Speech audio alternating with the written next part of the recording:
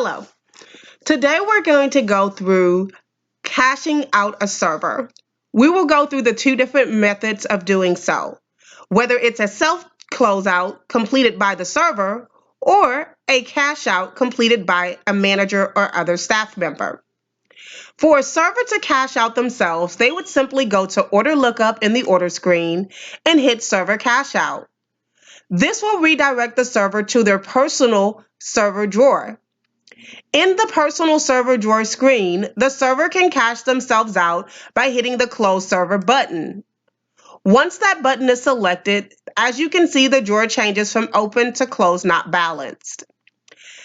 On the panel that shows the total orders due, you'll also see any banks that the servers have received, any drops that have already been made, and any other payments.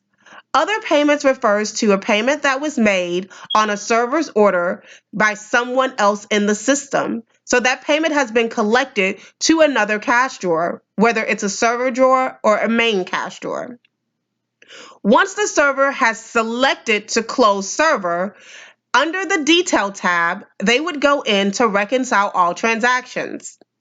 I always suggest that when reconciling transactions, go from right to left, clicking each of the buttons to make sure that all transactions are reconciled. So I would hit Account, Gift, and Credit.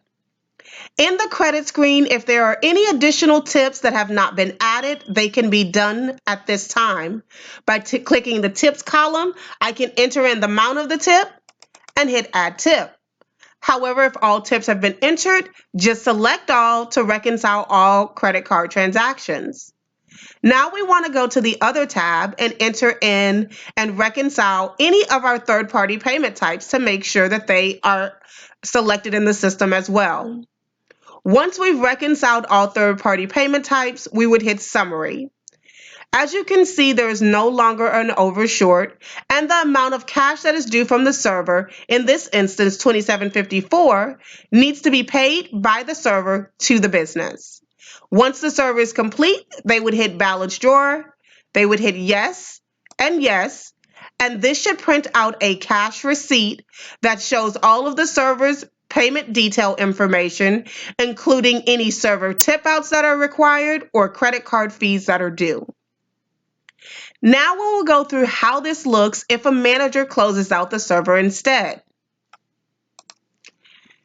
If a manager or other staff member is completing the server cache out on the server's behalf, the process is a little bit different, and that employee will hit Employee Cache Out, which will take them into the screen that actually shows all of the servers, not just that individual server's drawer. So the server would need to be selected from the drop-down.